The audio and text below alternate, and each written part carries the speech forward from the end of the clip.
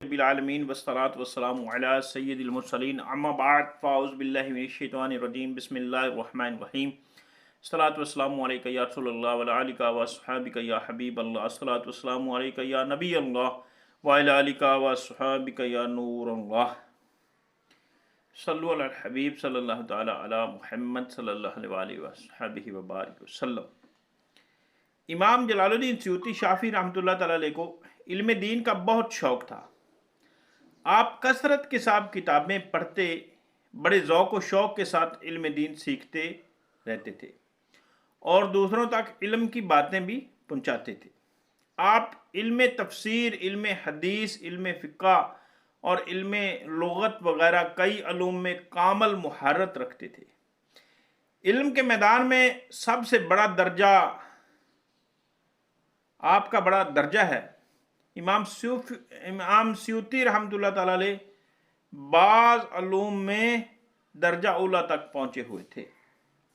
इमाम सयूती रहमतुल्लाह तआला अलैह खुसूसियत के साथ प्यारे आका मुस्तफ़ा सल्लल्लाहु अलैहि वसल्लम की हदीसें पढ़ने के भी बहुत शौकीन थे।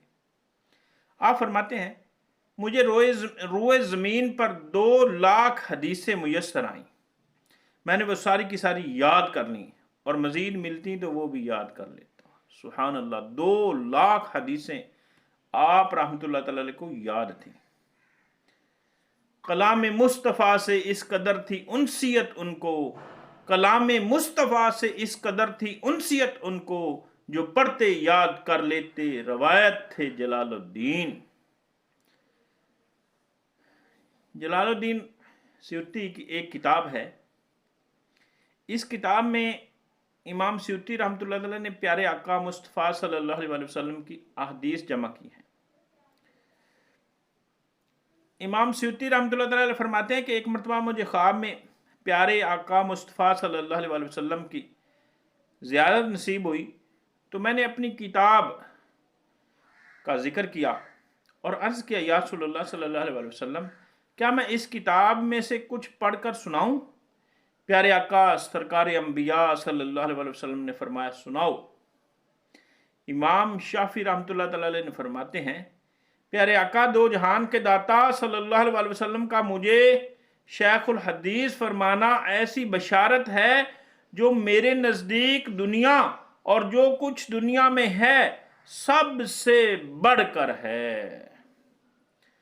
लक़ब सच्चा मिला सरकार से शेखुल हदीस इनको, लक़ब सच्चा मिला सरकार से शेखुल हदीस इनको, बड़े ही जी शरफ और बासआदत थे जलालुद्दीन। सुभान अल्लाह, क्या शान है इमाम सयूती शाफी रहमतुल्लाह तआला अलैह की।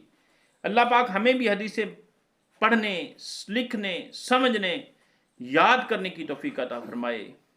हदीस हमारे आका सल्लल्लाहु अलैहि वसल्लम की ज़ुबान मुबारक से निकले हुए अल्फाज हैं। हदीस का एक एक लफ्ज़ इल्म और हिकमत का समुंदर है।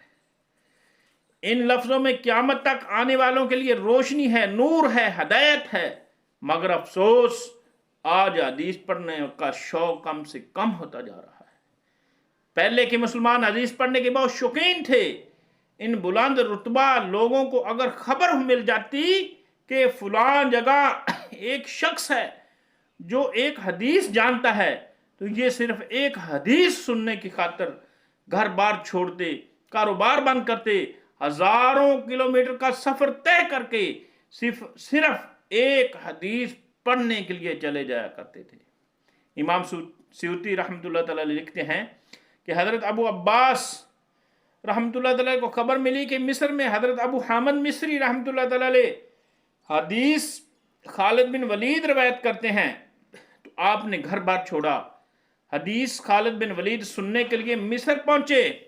हज़रत अबू हामिद मिस्री रहमतुल्लाह अलैह की खिदमत में हाजिर हुए, हदीस सुनने का अर्ज़ किया तो आपने फरमाया, पहले 1 साल के रोज़े रखो फिर सुनाऊंगा। अबू अब्बास को हदीस सुनने का इतना शौक़ था कि आपने 1 साल के रोज़े रखे, फिर हाजिर हुए और हदीस खालिद बिन वलीद सुनने की सादत हासिल की। सुभान अल्लाह, सुभान अल्लाह, क्या मुकाम था, क्या शान थी ہمارے بزرگان دین کی، ہمارے اسلاف اکرام کی، کہ ایک حدیث سننے کے لیے 1 سال بھر کے روزے رکھے۔ آج اگر ہمیں کوئی کہہ دے کہ سردیوں کے ہی روزے رکھ لو، بہت مشکل ہو جاتا ہے۔ اللہ پاک عمل کی توفیق عطا فرمائے۔